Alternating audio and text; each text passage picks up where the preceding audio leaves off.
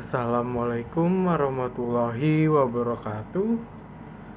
Sebelumnya, perkenalkan nama saya Fahrian Herlianto dengan NIM akhir 260 dari mata kuliah Hukum Pembangunan Berkelanjutan kelas B. Pada kesempatan kali ini, saya akan memberikan tanggapan dan analisis mengenai artikel dari Kompas yang berjudul Tujuan Pembangunan Berkelanjutan Harus Tercapai. Sebelum kita masuk kepada inti video, alangkah baiknya pertama-tama kita memahami dulu apa sih itu SDGs. SDGs merupakan singkatan dari Sustainable Development Goals yang memiliki pengertian kesepakatan pembangunan baru yang mendorong perubahan-perubahan yang bergeser ke arah pembangunan berkelanjutan yang berdasarkan hak asasi manusia dan kesetaraan untuk mendorong pembangunan sosial, ekonomi, dan lingkungan hidup.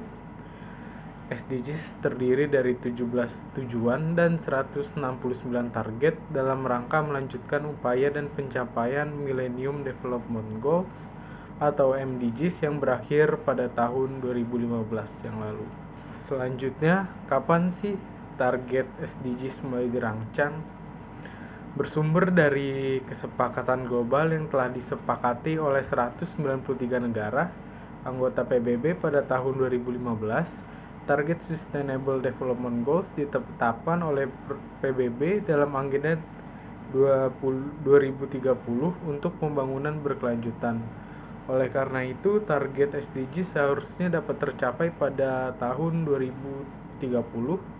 Dalam agenda ini memiliki 17 pembangunan berkelanjutan dan 169 target yang berfokus pada berbagai aspek pembangunan, termasuk pengentasan kemiskinan, kesehatan, pendidikan, kesetaraan gender, air bersih, energi bersih, dan perlindungan lingkungan.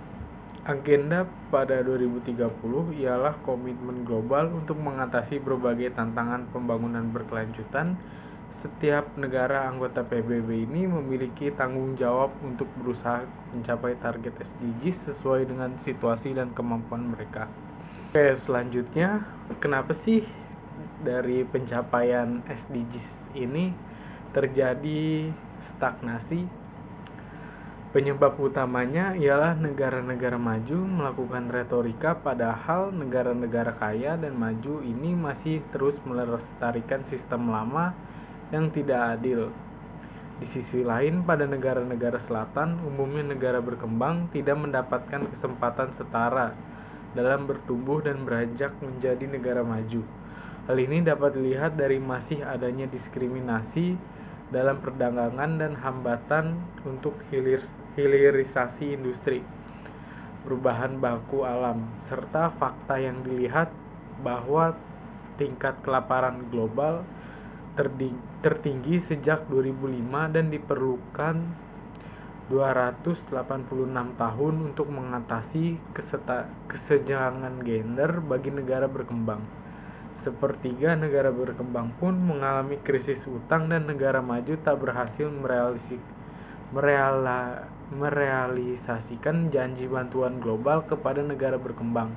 Dalam laporan TBB Global, capaian negara berkembang dan miskin paling jauh dari target dibutuhkan 42 tahun mencapai target TBB 2030. Selanjutnya, mengenai siapa saja sih yang terlibat dari pencapaian SDGs ini. Para pemangku kepentingan atau stakeholders utama yang memiliki keterlibatan aktif dalam pelaksanaan pencapaian SDGs terdiri dari yang pertama, ada pemerintah, kedua, pelaku usaha, tiga, organisasi kemasyarakat, yang keempat, akademisi. Di Indonesia sendiri menerapkan hubungan saling percaya antar pemangku kepentingan ini. Mereka tidak hanya terlibat dalam pelaksanaan, namun juga menentukan arah pelaksanaan SDGs. Selanjutnya, bagaimana agar pencapaian target SDGs itu dapat tercapai atau terjadi. Tentunya perlu adanya kolaborasi yang erat dan aktif antar para pihak pemangku kepentingan, kolaborasi multi pihak, dan pendanaan inovatif untuk akselerasi pencapaian SDGs di Indonesia menjadi solusi agar fondasi untuk mencapai terpenuhinya target SDGs. Selain itu, dengan prinsip inklusivitas SDGs bahwa tidak ada satupun yang tertinggal atau yang biasa disebut no one left behind. Pemuda menjadi bagian dari target pencapaian SDGs, namun posisi pemuda diharapkan tidak hanya sebagai target penerima manfaat, tetapi dapat dioptimalkan sebagai subjek pelaku pembangunan. Hal ini sangat tepat dalam penggambaran semangat no one left behind. Maka dari itu, pemuda mempunyai potensi besar untuk berkontribusi dalam pembangunan SDGs supaya tidak terjadi stagnasi dalam proses pencapaian target SDGs tersebut. Cukup sekian dari pemaparan saya pada video kali ini. Apabila terdapat kesalahan, mohon dimaafkan. Wabillahi taufiq wal hidayah. Wassalamualaikum warahmatullahi wabarakatuh.